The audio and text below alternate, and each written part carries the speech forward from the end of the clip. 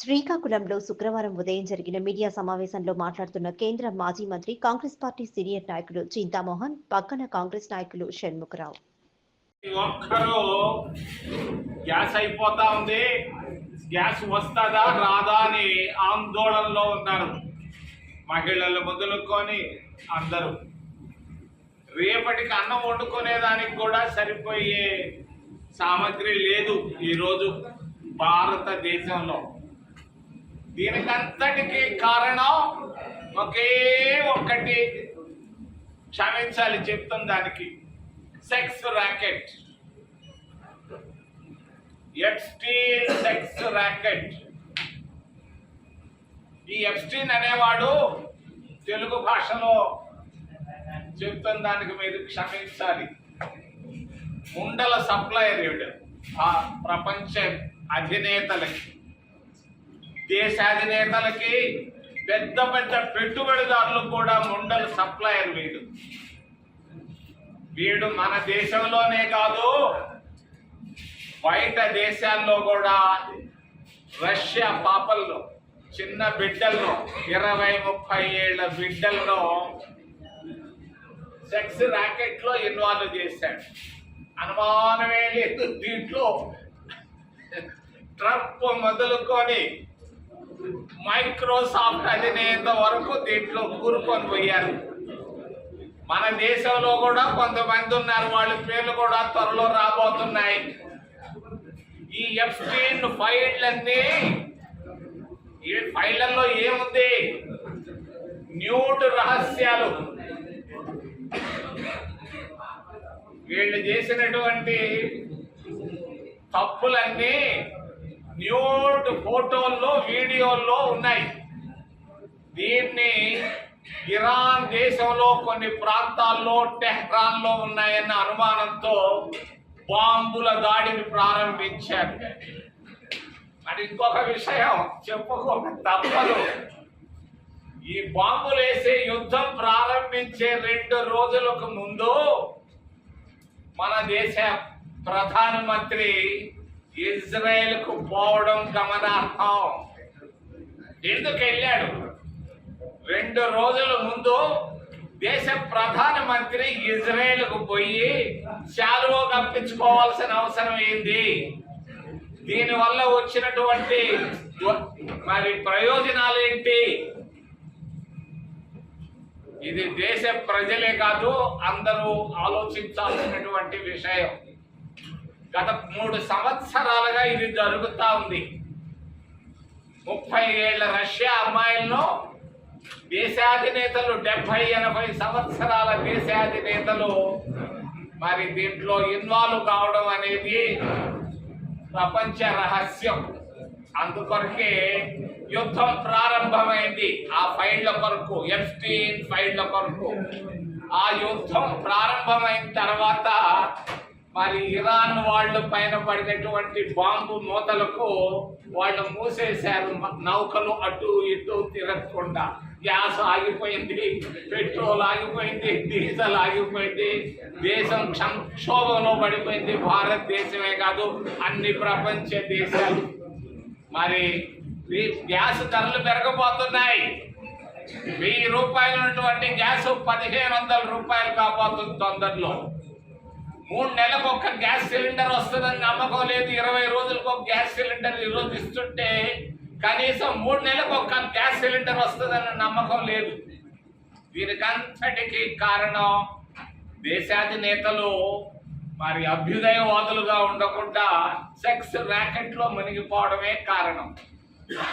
మోడీ గారి పరిపాలన, దోశ పైన ట్యాక్సు, ఇడ్లీ పైన ట్యాక్సు, ఇస్త్రీ పైన ట్యాక్సు, మరి చిన్న ఉద్యోగస్తులు ఇన్కమ్ ట్యాక్సులు 30% వేసుకొని జిఎస్టీ ద్వారా వచ్చిన డబ్బుతో యుద్ధ విమానాలు కొనడం అనేది గర్హనీయం.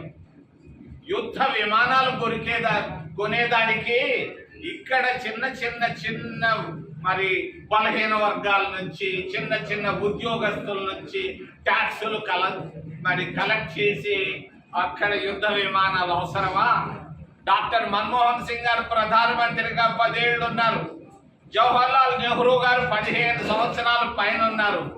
ఎప్పుడైనా ట్యాక్సులు వేసి యుద్ధ విమానాలు కొన్నారా? దేశానికి యుద్ధం అవసరమా? శాంతి కావాలి, దేశానికి సంతోషం కావాలి, ప్రజలకి సుఖం కావాలి, సంక్షేమం కావాలి, అభివృద్ధి కావాలి, కానీ వినాశనం కాదు. యుద్ధ విమానాలు తీసుకురావడం అనేది పొరపాటు మోడీ గారు చేసిందని లక్షల కోట్లు పెట్టి కొనడం అనేది తప్పని నేను తెలియజేస్తున్నాను. దీనికంతటికి కారణం వెనకాల సెక్స్ ర్యాకెట్. మరి చంద్రబాబు నాయుడు గారి పరిపాలన చెప్పక తప్పదు. మా ఊరు అయింది తిరుపతి. 15 సంవత్సరాల ముఖ్యమంత్రిగా వారు ఉన్నారు. 15 సంవత్సరాల ముఖ్యమంత్రిగా శ్రీకాకుళానికి ఏం చేశాడు? ఆయన ఎట్టా చిత్తూరుకి ఏమీ చేయలేదు. శ్రీకాకుళం వెనుకబడినటువంటి ప్రాంతానికి ఏం చేయగలిగాడు, ఏం చేశాడు? ఈరోజు ఆయన ఊరికే పవర్ పాయింట్ ప్రజెంటేషన్లు, కలెక్టర్ల సమావేశాలు, సెక్రటరీలు, మంత్రుల సమావేశాలే తప్ప పేరుకే ఉపన్యాసాలు ఇచ్చుకుంటూ పోతున్నాడే తప్ప ఆయన చేతిలో పరిపాలన లేదు. వాస్తవం ఇది. చంద్రబాబు నాయుడు ఊరకే పేరుకే చంద్రబాబు నాయుడు ముఖ్యమంత్రి. ఈ రోజు రాష్ట్రాన్ని పరిపాలిస్తున్నది 4 బ్రోకర్లు. 1, 2, 3, 4 బ్రోకర్లు. వాళ్లే నిర్ణయించేస్తున్నారు ఈ పని అయిపోతుందని. అధికారులకు చెప్తున్నారు, అధికారులు చంక నాగుతూ ఆర్డర్లు వేస్తున్నారు. ఇది చంద్రబాబు నాయుడు గారి పరిపాలన. దీన్ని నేను ఖండిస్తున్నా. ఎందుకు ఇలా జరుగుతుంది? అవసరం ఏముంది? అవినీతిమయంగా తయారైపోయింది ఆంధ్రప్రదేశ్ రాష్ట్రం. ఒక చిన్న కుటుంబంలో పుట్టినటువంటి చంద్రబాబు నాయుడు ఎలా రాష్ట్రం ముఖ్యమంత్రుల్లో, దేశ ముఖ్యమంత్రుల్లో మొదటి స్థానానికి రాగలిగాడు? అక్కడ కరుణానిధి కుమారుడు ఉన్నాడు. స్టాలిన్కి లేనటువంటి ఆస్తులు ఈయనకి ఎలా వచ్చాయి? నేను మొన్ననే కడపకి వెళ్ళాను. 4 రోజుల నాడు కడపకి వెళితే మరి వైఎస్ఆర్ ఆయన కుమారుడు జగన్ కలిసి 11 సంవత్సరాలు పరిపాలించారు. ఏమి వాళ్ళు సాధించింది? చిన్న కుటుంబంలో, పేద కుటుంబంలో, నిరుపేద కుటుంబంలో పుట్టినటువంటి వైఎస్ రాజశేఖర రెడ్డి కుటుంబం ఈరోజు బిలియనీర్లుగా తయారయ్యారు. చంద్రబాబు నాయుడు, వైఎస్ఆర్ కుటుంబాలే రాష్ట్రాన్ని పరిపాలిస్తున్నాయి దాదాపుగా 25 సంవత్సరాలు పైబడి. ఏం సాధించారు? వీళ్ళ వల్ల ప్రయోజనం ఏంటి? ఆస్తులు వాళ్ళు పెంచుకోవడం తప్ప ప్రజల ఆస్తులు ఏమన్నా పెంచారా? ఏదైనా చేశారా? ఏం అభివృద్ధిని సాధించారని నేను అడుగుతున్నాను వాళ్ళని. జగన్మోహన్ రెడ్డి నిన్న ఏదో చెప్తున్నాడు, 15 సంవత్సరాలు పూర్తి చేశాను. ఏం చేసావా? 15 సంవత్సరాలు వైఎస్ఆర్ పరిపాలన. నువ్వు మీ నాయన చేసింది ఏంది ఆంధ్రప్రదేశ్ రాష్ట్రానికి? చంద్రబాబు నాయుడు ఒక పెద్ద పొరపాటు చేశాడు, చెప్పక తప్పదు. రాష్ట్ర విభజన జరిగింది. జరిగినప్పుడు హైదరాబాద్ ఇంకొక 50 సంవత్సరాలు మరి అందరికీ కలిపి అక్కడే క్యాపిటల్ పెట్టుకొని ఉంటే పోయిండో. పంజాబ్ హర్యానా వాళ్ళు 50 సంవత్సరాలుగా కామన్ క్యాపిటల్ పెట్టుకోన్నారు. ఎందుకు పరిగెత్తావు చంద్రబాబు నాయుడు అని నేను అడుగుతున్నా. సున్నితంగా నా మిత్రుడు అడగలేక అడుగుతున్నా ఆయన్ని. ఎందుకు పరిగెత్తావు? ఆ కేసులో ఇరుక్కున్నావనే కదా, కేసీఆర్ నిన్ను అరెస్ట్ చేస్తాడనే భయంతోనే కదా అని నేను అడుగుతున్నాను. ఈరోజు రాష్ట్రం ఏముంది ఇక్కడ? ఈ పక్క సముద్రం, ఆ పక్క రాయలసీమలో రాళ్ళు, తిరుపతిలో అంత టెంపుల్ తప్పించి ఏముంది మనకు మిగిలింది?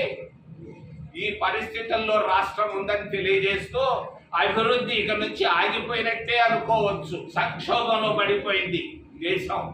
మరి ఒకటి పెట్టుబడుల గురించి మాట్లాడుతున్నాడు చంద్రబాబు నాయుడు. ఏమొస్తుందా పెట్టుబడులు? బొంబాయికి సంబంధించిన ఒక పారిశ్రామికవేత్త 20 లక్షల కోట్ల రూపాయలు అమెరికాలో ఖర్చు పెట్టబోతున్నాడు. పెట్టుబడులు అక్కడికి వెళ్తున్నాయి, ఇక్కడికి రావటం లేదు. అభివృద్ధి ఆగిపోయిందని చెప్పక తప్పదు. సంక్షేమం విషయంలో జర్నలిస్టుల పరిస్థితి అధ్వానంగా ఉంది ఆంధ్రప్రదేశ్ రాష్ట్రంలో.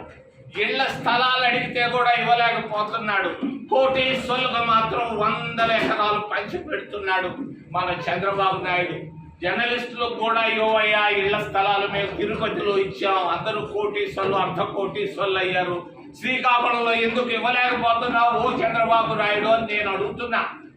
జర్నలిస్టుల సంక్షేమ అవసరం, వాళ్ళు ఇల్లు కట్టుకోవాలి. ఇల్లు కట్టుకోవడం అనేది ప్రాథమిక హక్కు రాజ్యాంగంలో. ప్రతి ఒక్కరికి ఇళ్ల స్థలాలు ఇవ్వాలని తెలియజేస్తూ మీ విమానాశ్రయాల గురించి ఒక మాట చెప్పదలుచుకున్నాను. భోగాపురంలో ఎర్రమనాయుడు నాకు మంచి స్నేహితుడు. ఇద్దరం కలిసి ఎంపీలుగా నడిచేవాళ్ళం. వాళ్ళ ఇంటికి వెళితే టీ ఇచ్చేవాడు. ఎర్రమనాయుడు కొడుకు విమానాలకు మంత్రి అయ్యాడు. సంతోషం, భోగాపురంలో నువ్వు కట్టుకుంటున్నావు, మేము అభినందిస్తున్నాం. తిరుపతి విమానాశ్రయాన్ని నేను కష్టపడి రాయలసీమ జిల్లాలో ఒక అంతర్జాతీయ విమానాశ్రయం వస్తే దాన్ని అమ్మకానికి పెట్టాడయ్యా మీ రామ్మోహన్ నాయుడు. అవసరం ఏముందయా? తిరుపతి పుణ్యక్షేత్రమయ్యా. మరి దాంట్లో కూడా నేను గరుడు పక్షి ఆకారంలో తీసుకొని వచ్చి పెట్టాను దాన్ని, ఇక్కడి జరుగుతాయని. అదానికి అమ్మాలని చూస్తున్నాడు రామ్మోహన్ నాయుడు. బుద్ధుబాబు, మీ నాయన నాకు మంచి స్నేహితుడు, ఈ పాపాన్ని చేసుకున్నావంటే నష్టం వస్తుందని తెలియజేస్తూ ఇంకా చాలా విషయాలు ఉన్నాయి. ఏదైనా ప్రశ్నలు ఉంటే అడగమని మిమ్మల్ని చేతులెత్తి ప్రార్థిస్తున్నాం.